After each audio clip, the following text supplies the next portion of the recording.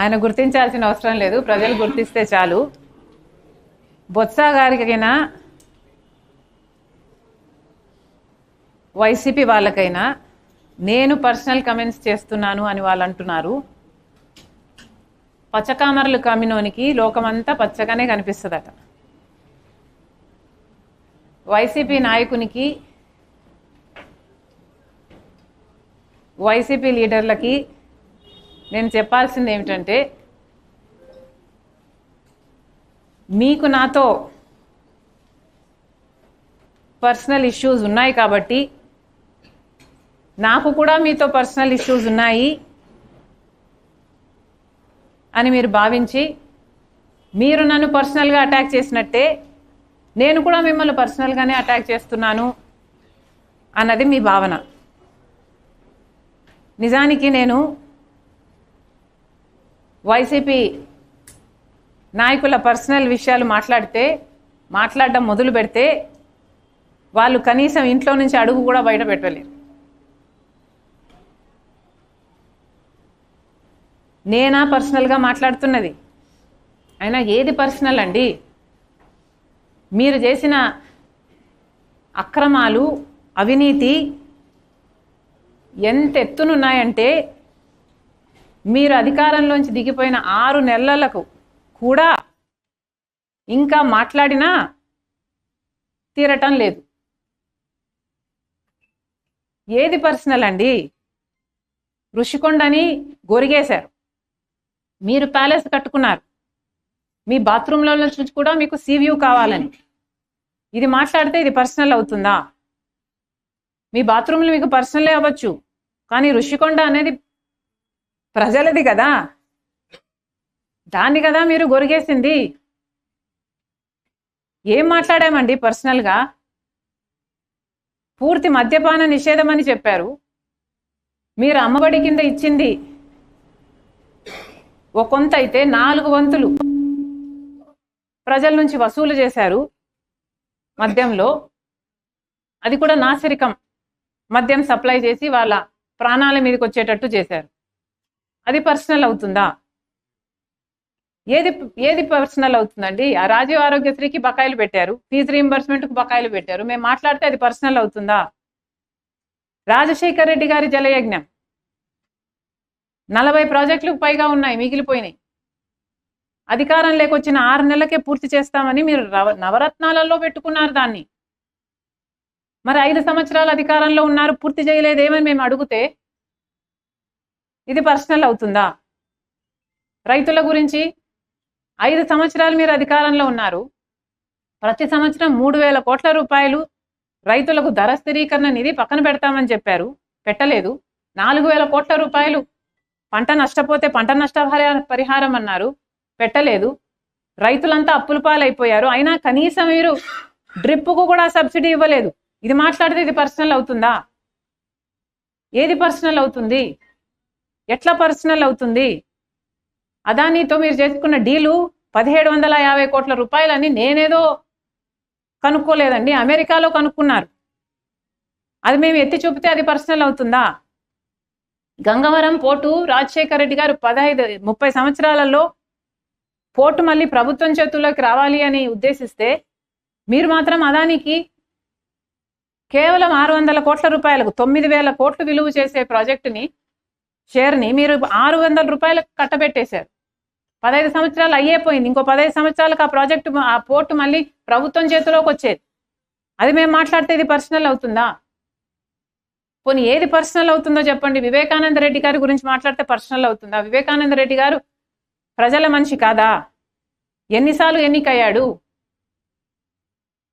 మరి అలాంటి వాడు, అంత గొప్ప నాయకుడు వివేకానంద రెడ్డి గారు, ఈయనను హత్య చేయించారు అని సిబిఐ అవినాష్ రెడ్డిని ఛార్జ్ షీట్లో చేరిస్తే, అలాంటి వాళ్ళని మీరు పక్కన పెట్టుకొని తిరుగుతున్నారని మేమంటే అది పర్సనల్ అవుతుందా? సోషల్ మీడియాలో మీ సైతాన్ సైన్యం చేత నా క్యారెక్టర్ అసాసినేట్ చేశారు. ఇది నేను మాట్లాడితే అది పర్సనల్ అవుతుందా? నన్నే కాదు కదా, ఎంతమంది మహిళలను మిగతా లీడర్ల భార్యలను కూడా, వాళ్ళ ఇంట్లో ఆడవాళ్ళను కూడా మీరు అనలేదా? మరి ఇది సోషల్ ఇష్యూ కాదా? నా పర్సనల్ ఇష్యూ అవుతుందా? ఎలా పర్సనల్ అవుతుందండి? మొన్నెవరో నాకు ఒక మీమ్ చూపిస్తా ఉన్నారు. ఆ ఫోన్లో ఆ మీమ్ చూస్తే ఒకరు జగన్మోహన్ రెడ్డి లాగా మాట్లాడుతున్నారు. మా చిన్నాయనను నేను హత్య చేస్తే మీకేంటి నష్టం అని. మా చిన్నాన నేను చంపుకుంటా, నేను నరుక్కుంటా, మీకేంటి నష్టం? నా చెల్లి నేను నెత్తిన పెట్టుకుంటా, లేకపోతే క్యారెక్టర్ అసాసినేట్ చేస్తా, మీకేంటి నష్టం? నా తల్లి కోర్టుకి ఈడుస్తా, మీకేంటి నష్టం? మా నాన్న సిబిఐ ఛార్జ్ షీట్లో చేరుస్తా, మీకేంటి నష్టం? మా చిన్నాన్న, మా చెల్లి, మా అమ్మ, మా నాన్న నేనేం చేసుకుంటే మీకే అని అడుగుతున్నారు జగన్ రెడ్డి క్యారెక్టర్. ఏమనాలి? ఇది పర్సనలా? మీది sick mindset. That's what it is. వీళ్ళకి నేను చెప్పాల్సిందల్లా, నేను పర్సనల్గా మాట్లాడటం లేదండి. వాస్తవం ఏమిటి అంటే జగన్మోహన్ రెడ్డి గారు క్రెడిబిలిటీని కోల్పోయారు, విశ్వసనీయతను కోల్పోయారు. దాన్ని మాత్రమే ఎత్తి చూపుతున్నాం. నేను కాంగ్రెస్ పార్టీ అధ్యక్షురాలన్న సంగతి నాకు చాలా బాగా గుర్తుంది. ప్రభుత్వ వైఫల్యాలను, చంద్రబాబు గారి వైఫల్యాలను, అలాగే అవసరమైతే ఇంతకు ముందు ప్రభుత్వ వైఫల్యాలను మాట్లాడాల్సిన అవసరం నాకుంది. నా విధి. నేను మాట్లాడతా. ఎంతవరకు మాట్లాడాలో అంతవరకు నేను మాట్లాడాలి. అది నా విధి. ఇంకా దాన్ని మీరు పర్సనల్ అంటే నేను చేయగలిగింది ఏం లేదు. That's your problem, not mine.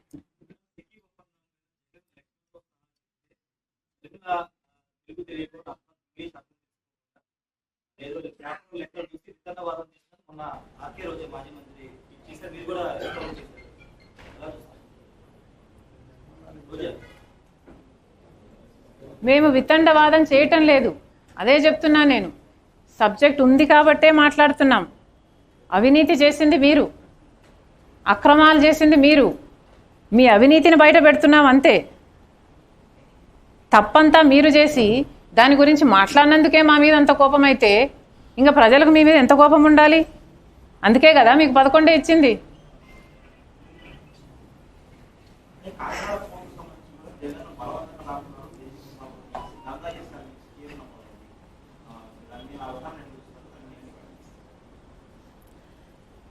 ఒక కాకినాడ పోర్టే కాదు, ఇప్పుడు వచ్చిన అలిగేషను కాకినాడ పోర్టులో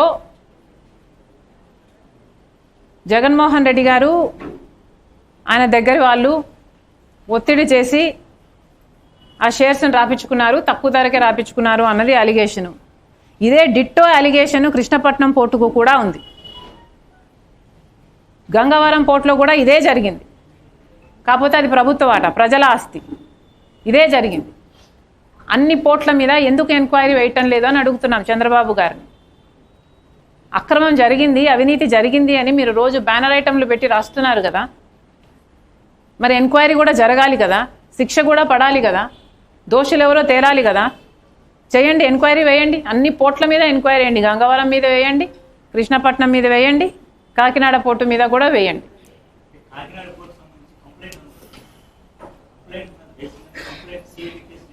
ఏ సుమోటోగా తీసుకోకూడదా వీళ్ళకి చిత్శుద్ధి ఉంటే?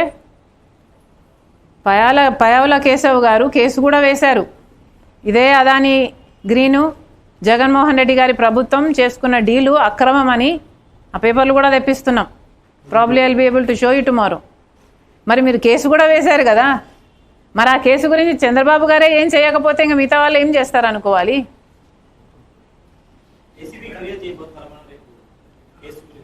ఎస్, ఎవరో ఒకరు ఏదో ఒకటి చేయాలి కదా. ఒక పక్క చంద్రబాబు గారు ఏం చేయరు, ఆయనకు మేజర్ ఎమ్మెల్యేలు ఆయన దగ్గర ఉన్నారు. 11 ఎమ్మెల్యేలు ఉన్నది వైసీపీ, వాళ్ళు ఎలాగో చేయరు. ఎవరో ఒకరు చేయాలి కదా. మరి ఏమైంది? కల్పించండి. ఏం కల్పించలేదండి.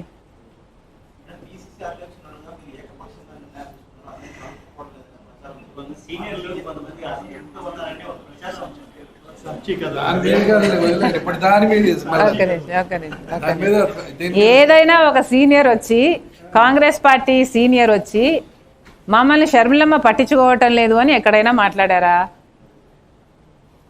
మీరెవరైనా విన్నారా? పోనీ మాట్లాడించగలరా? ఒక సీనియర్ దగ్గరికి వెళ్ళి షర్మిలమ్మ పట్టించుకోవట్లేదు అని మీరు మాట్లాడించగలరా? మాట్లాడించండి చూద్దాం. ఇందులో ఏమాత్రం వాస్తవం లేదు. వాస్తవం ఏమిటంటే, మొన్న మేము నూతనంగా అపాయింట్ చేసిన కోఆర్డినేటర్ల మీటింగ్లో కూడా సీనియర్లు అందరూ వచ్చారు, అందరినీ మోటివేట్ చేశారు, చాలా సంతోషంగా ఉన్నారు. మీరు ఏదో పదవుల నుంచి తీసేసిన వాళ్ళ మాటలను పట్టుకొని నా మీద నన్ను అడగడం ఈజ్ నాట్ ఫేర్. పదవులను ఎందుకు తీసేశారండి? కాంగ్రెస్ పార్టీలో ఉన్న పదవుల్లో ఉన్న వాళ్ళని తీసేశారు అంటే ఎందుకు తీసేశారు? వాళ్ళు సరికాదనే కదా పదవుల్లోంచి తీసేశారు. మరి అలాంటి వాళ్ళ మాటలకు మీరు వాల్యూని ఇస్తున్నారు అంటే మీరు అనవసరంగా ఇస్తున్నారు.